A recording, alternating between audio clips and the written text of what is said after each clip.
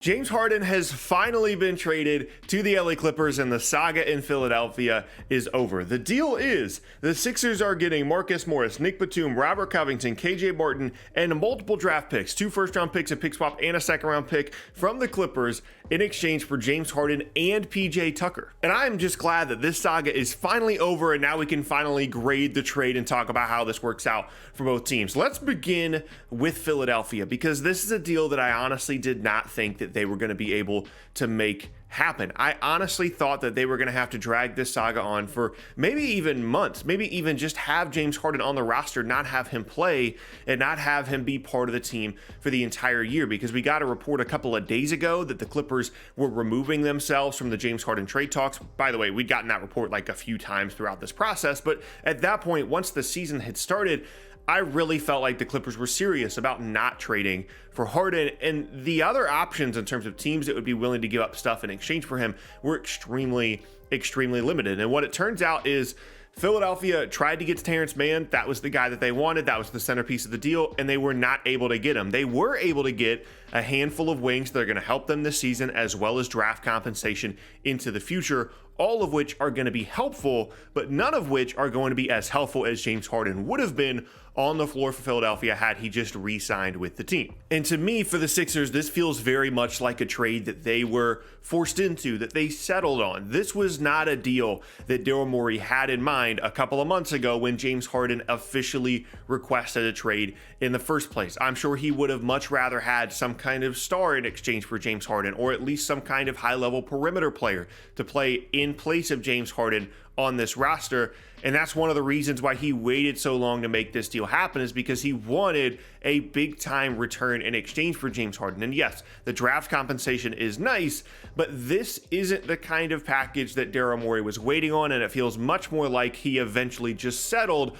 on this deal in exchange for Harden. Now, the wings are going to help. They definitely are, especially since they're losing out on PJ Tucker in the deal because they are dumping his salary to the Clippers. They needed other wings to replace that on their roster and in their lineup. The deal is going to help on the floor in some ways. It's going to add to their depth. And then obviously they're really going to be counting on Tyrese Maxey to be an unbelievable player for them this year and replace what James Harden provided them. And I would expect them to heavily explore trading some of these picks away as well to try and add to the roster in the middle of the year. But in terms of what they would have hoped to get out of James Harden in the first place, not exactly an ideal deal for Philadelphia. Now for the Clippers, this is a really cool deal for them, because not only are they able to keep Terrence Mann, not only do they not have to trade any of their stars away, of course, they added a player in James Harden that is exactly what they need on this roster, but they also get back PJ Tucker, who is arguably the best wing that was moved in this deal. Like, yes, Nick Batum is nice. He's been good for the Clippers over the last couple of seasons. Robert Covington is fine. Marcus Morris is okay. But PJ Tucker is the most useful wing player that is in this deal, and the Clippers are getting him back in addition to James Harden. And I've said this before, there's a reason that Harden wanted to go to the Clippers, and I don't think it was entirely basketball related. There's a reason that he feels like the Clippers are going to be willing to pay him at the end of the year. That's why he wanted to be traded in the first place, because he wants the big deal. And the Clippers are going to be a team that's going to be willing to re-sign James Harden at the end of the year to try and keep this group and this core together. But also from a basketball perspective, he's exactly what the Clippers need as an elite playmaker and creator. Still, at this point in his career, is going to be insulated defensively with all the other pieces that they have there in LA.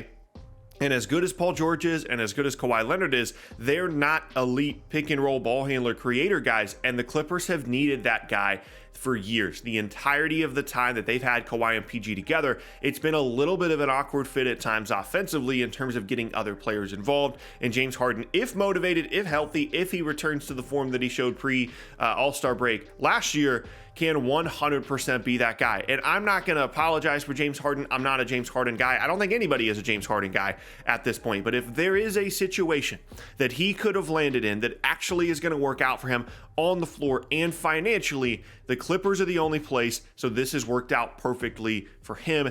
And I love the deal for LA, because the counter to this is, like, let's say they don't make the Harden trade. What is their other option here? Okay, their other option is they run it back with this group who's actually started the season really well, but you have no idea how healthy they aren't going to be. You have no idea what their true ceiling is.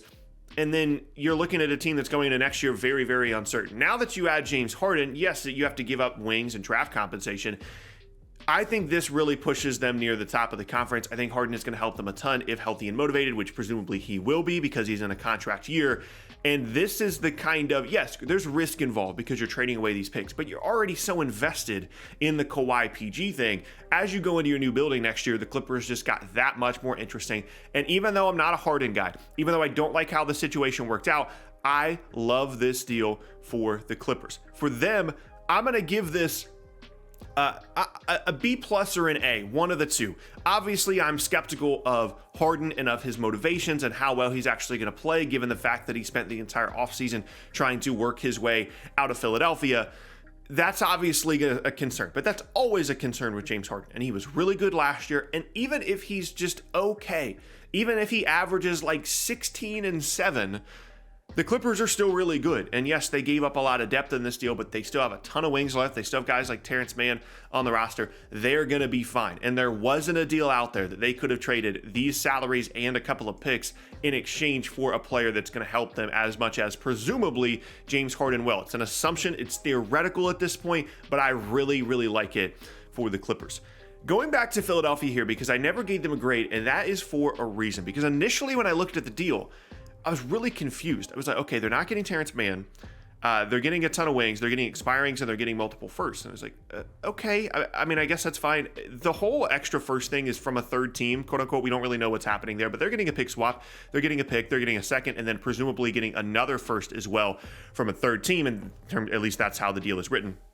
But I was confused because they're giving up PJ Tucker, who, as I mentioned in the Clippers section, is the best wing in the deal. Why are they giving up PJ Tucker? Well, PJ Tucker's contract extends beyond this season. Remember last offseason, they gave him like a 3-year, $33 million deal.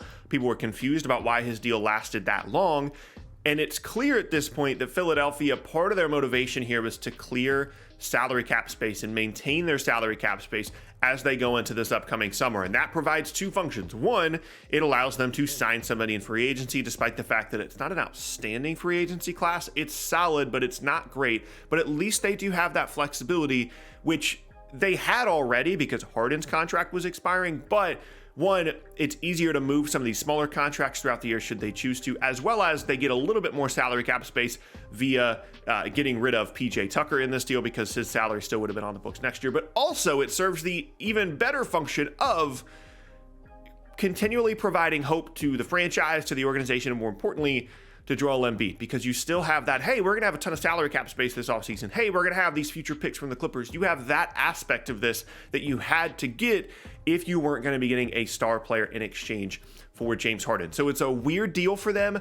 I'm going to give it a B. I like the fact that they're getting the picks. It was an incredibly difficult situation for them to try and get anything out of James Harden. His value was so incredibly low, and at least they're getting something. But it's clear this isn't the deal that they wanted when James Harden requested a trade. This isn't the deal that they tried to wait on for the last couple of months. It's a deal that it turns out they just kind of had to do at the end of the day. It isn't something they were necessarily excited about, so I'm going to give them a B. But this is a wildly interesting deal. I cannot wait to see what James Harden looks like with the Clippers. I'm hoping that he sticks around and they re-sign him to the big deal and we can just stop dealing with James Harden requesting a trade every other offseason. I cannot wait to see how this works out for both teams. And I think, especially for Philadelphia, Tyrese Maxey is going to have a much, much bigger role at this point. And I'm really, really excited and interested to see exactly how that works out in Philadelphia.